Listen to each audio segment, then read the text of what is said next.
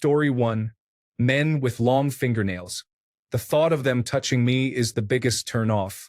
No matter how much I like a guy, I will immediately stop liking him as soon as I see it. Story 2. I was seeing someone years ago.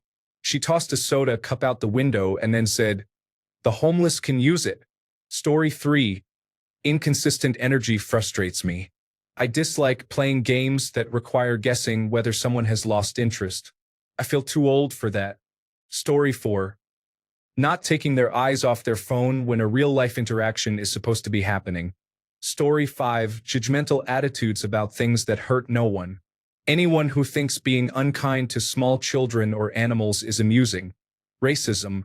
The assumption on a first or early date that you will be in a relationship with someone or sleep with them. Trying to compliment me by insulting others. Story 6. Disrespect and lack of basic kindness are issues that negatively impact interactions. When someone is rude to waitstaff, talks down to others, or displays a superiority complex, it is an immediate turnoff. Story 7. Willful ignorance, consistent complaining, and a refusal to communicate or be open to trying to communicate. Rely on negative emotions to react and then place blame. Story 8. When a person suddenly cannot figure things out for themselves and expects to be waited on when they can get their own glass of water, it can be frustrating. When I set boundaries and they push and complain until I relent just to stop the argument, it bothers me. I also dislike being talked back to and giving specific instructions like putting on the kettle to boil water for tea, only to have them choose to use the microwave instead. It may seem minor, but it is a deal breaker for me since I cannot trust them with important matters. Story 9. People who expect you to be their caretaker. Yes, I will perform acts of service for you, I will pay for my fair share of dates, and I will get you gifts, but I am not your maid or your mother. Story 10. Bragging or virtue signaling refers to those who are more focused on the appearance of being a good person than on genuinely doing good.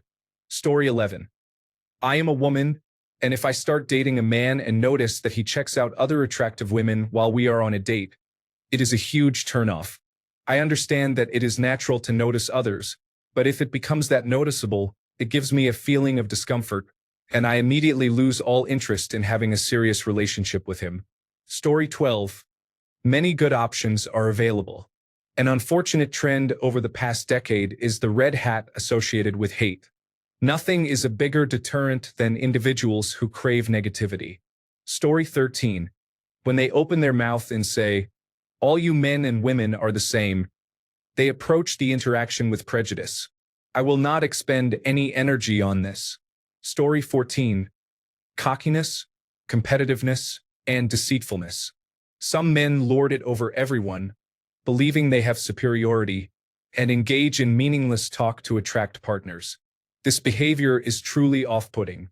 As a gay man, I find that some straight men perceive me as a threat to their romantic pursuits. However, I would rather find them attractive than the women they are trying to impress.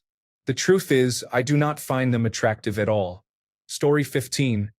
I'm seeing a lot of comments about rudeness, but I would say it's more about arrogance.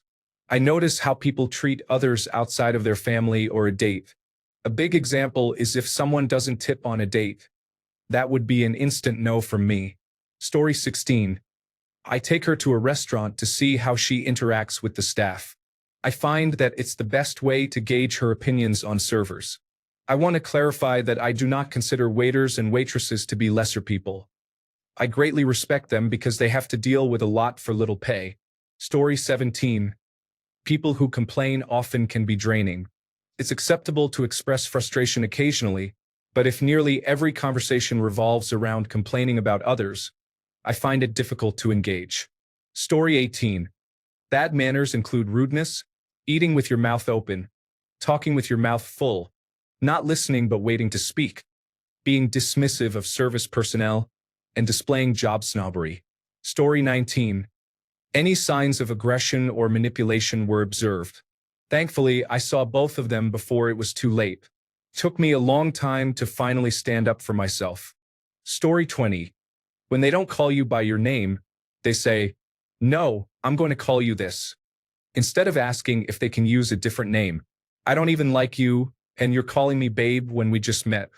That is an instant turnoff. I need to know someone to like them, and there must be healthy boundaries set by the other person. Otherwise, I see them as someone who is trying to manipulate my feelings. The disgust I feel is almost close to hatred. Story 21. Plastic surgery, Botox, and excessive makeup can create an obsession with appearance. I prefer girls who look like they can enjoy an entire pizza without worrying about others' opinions. I appreciate the natural look. Story 22. Being Christian raises a concern. It requires a follow-up question. What are your beliefs regarding LGBTQ individuals? If the answer is anything other than they are fully equal in the eyes of God, and they can be in loving, same-sex relationships and still be welcomed into heaven, then it's an immediate red flag. I do not associate with individuals who do not affirm LGBTQ people. Additionally, being a Republican in the United States can be problematic unless they quickly clarify that they did not support the current administration during the past elections. Story 23. When they express sympathy for my difficult mother, suggesting that, oh, she was a victim too. I find it hard to care. She could have left my abusive stepfather at any time, as they weren't even married. Story 24. When they have an entertain me attitude, it doesn't mean I have to do all the work just because they are a woman. Story 25. People are waiting for you to impress them. We are meant to enjoy each other's company. This is not an audition. Story 26. Excessive cologne, constant criticism, self-absorption, and lack of self-awareness are all negative traits. Additionally, bad jokes, especially tasteless humor that ridicules others, are undesirable. Story 27. Lack of emotional maturity is evident in the inability to regulate feelings and thoughts, as well as communicate effectively. Story 28. Lack of empathy, poor emotional regulation, and refusal to embrace equality and fairness in areas like finances and household tasks can lead to challenges in a relationship. In this economy, we likely both work full-time and often put in overtime.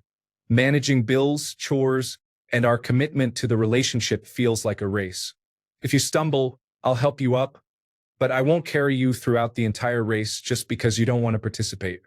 Thankfully, this is not an issue for me since I have found a supportive partner. Story 29. Not smelling good makes me think you either do not care about taking care of yourself or in general. Additionally, if your personality is unpleasant, such as being rude or ignorant. Story 30.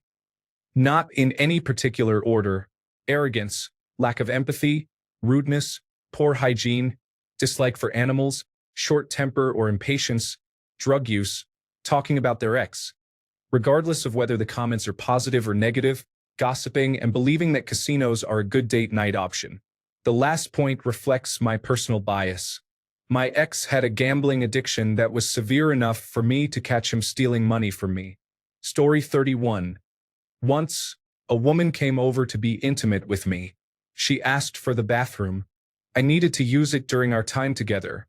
And when I went in, I saw unpleasant marks in the toilet. I lost my arousal and couldn't regain it for a while. We finished and I never called her back. Story 32. When they do not care about how they present themselves in relation to their clothing. Story 33. Someone who just chases trends and would never dream of having an original idea or a personally considered thought. Someone who believes life is a series of boxes to check based on arbitrary societal standards. Story 34. Talking about exes is not something I care for. I am not interested in past relationships or gossip about people I do not know. Story 35. A man who talks too much and discusses things that literally don't matter. Someone who can't sit comfortably in silence or stop staring at you. Story 36. I would say hygiene. That's immediate. Temper, rudeness, and other behaviors reveal themselves over time, but hygiene is evident from the very beginning. Story 37. Being selfish, entitled, and unaware of others while constantly using their phones and exhibiting poor hygiene. Story 38. The answers should be associated with one's temperament or character. For instance, among men, a bad temper combined with alcohol can lead to compulsive behavior, which may result in frequent gambling, hookups, or violence. Although not every drinker or smoker exhibits this pattern, some do. Story 39. When someone does not listen to my concerns or dismisses my feelings, especially after I have communicated in a reasonable manner that their behavior bothers me and that something needs to change, I typically respond by removing myself from the situation. Story 40. Asking questions and not waiting for the answer. Simply jumping into conversations about oneself reflects a lack of willingness to consider someone else's perspective. This also includes an unwillingness to understand how one's brain functions differently from another's and a reluctance to find a compromise regarding communication styles and social energy. Story 41. Saying many negative things about their ex or calling them crazy. I'm not saying there aren't any difficult ex-partners out there, but most of the time it reflects zero accountability or acknowledgement of the role they played within the relationship and is often intended to appear victimized. Story 42. Sexually speaking, I dislike being tickled. There have been a few times, right before intimacy, when my girlfriend tickled me, and it instantly affected my arousal. Story 43. My biggest turnoff is when she mentions she has a male best friend. After what I've been through and my experiences with the whole male best friend thing, no thanks. It's an immediate red flag for me due to my past experiences. Story 44. Jealousy. Many people believe that a small amount of jealousy is beneficial, and I can accept that. However, excessive jealousy is puzzling to me. I have never understood it. Story 45. Bigotry.